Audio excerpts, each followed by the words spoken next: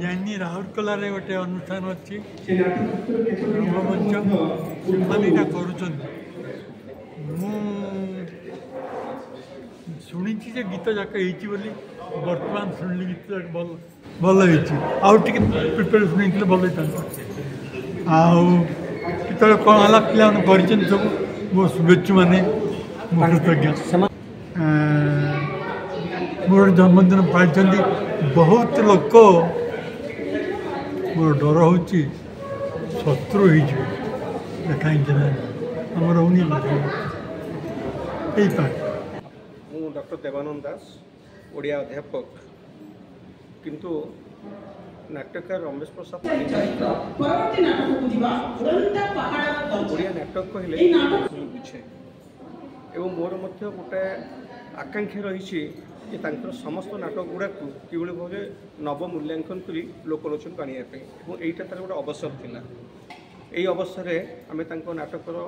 नुआ रूप को लोक पाखे पाठक मान पाखे पहुँचा चेष्टा करूँ। आज तीनोटी पुस्तक उन्मोचन होती गोटे आलोचना पुस्तक एवं दुईटी नाटक पुस्तक किंतु सबुठ बड़ कथा कि नाट्यकार भितर बंधा पड़ा रमेश पाणिग्राही गोटे नुआ परिचय आज सृष्टि है जे से जड़े सफल गीति कवि आकाशवाणी कटक द्वारा से स्वीकृति प्राप्त जड़े गीति कवि जहाँ 100 ऊर्ध्व गीति कविता रही से किसी गीति कविता को भित्ति कर आज आम गोटे आलबम प्रस्तुत कलु तुम कथा मन पड़े और ताहा आज लोकार्पित है। तेणु रमेश पाणिग्राही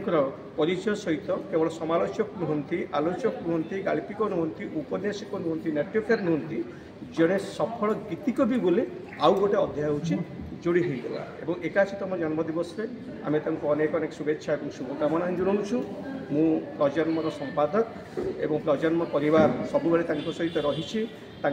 जिते संभव उपरकू कृति को लोकलोचक अणाई से दायित्व नहीं आशा करुचु जे आमे पुणी आसंता वर्ष